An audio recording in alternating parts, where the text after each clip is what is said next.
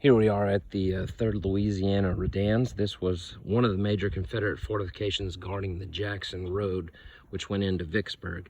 Along the Confederate lines, there's 8 miles of siege lines, and there are 9 major forts guarding the approaches to Vicksburg.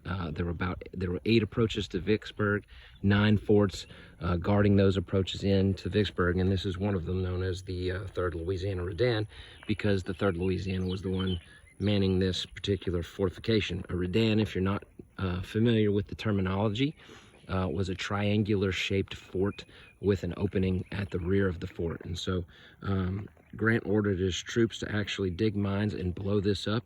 They did so on June 25th, and then again on July 1st. Neither one broke the Confederate lines. Here you have a monument to Andrew Hickenlooper. He was the chief engineer in the 17th Corps under McPherson, and so he was kind of responsible for one of these mine detonations here.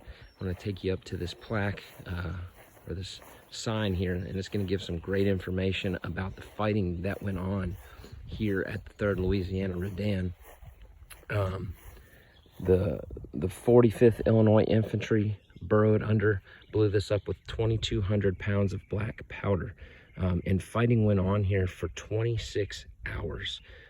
But the Confederates held fast and the Union forces were forced to withdraw.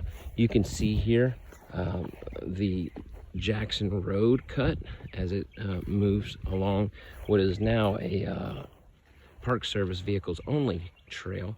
But you can see as I walk along here just how deep this road has dropped down, and just the side of this redan, how tall this was. And in most places in front of these redans and a redoubt, which would have been a square or rectangular shaped fort, you also have lunettes here, which are the crescent shaped forts. All of those are going to be fronted by ditches that are going to be, roughly 10 feet deep. The walls on these fortifications would also range about 10 feet high. So once these soldiers got down into the ditches out front, these walls could be anywhere from 15 to 20 feet above them, and they are not able to get out. And so they may had to use ladders, and we'll see that over at the Stockade Redan. But you can see here you have the national park signs, the red and the blue, the red representing Confederate forces, blue the Union forces, and you can see how closely the Union troops made it into this redan. And it was hand-to-hand fighting. A great shot of a Parrott gun there, but you can see again a great shot of this really formidable terrain that the Union forces had to traverse. You'll see over here, it may not be super clear in the video, but that's where Battery de Gallier is, and you can see the Michigan Monument out that way. And so not too far apart, but incredibly difficult terrain that the troops would have had to maneuver through, all while under the artillery and rifle fire of the Confederate forces who were in these fortifications.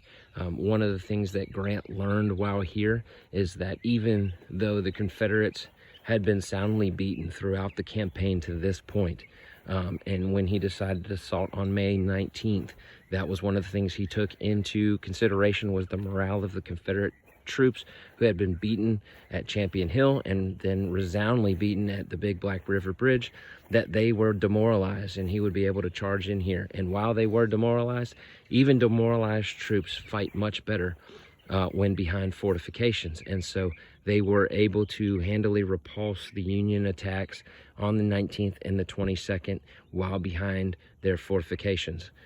So again, this is the Third Louisiana Redan.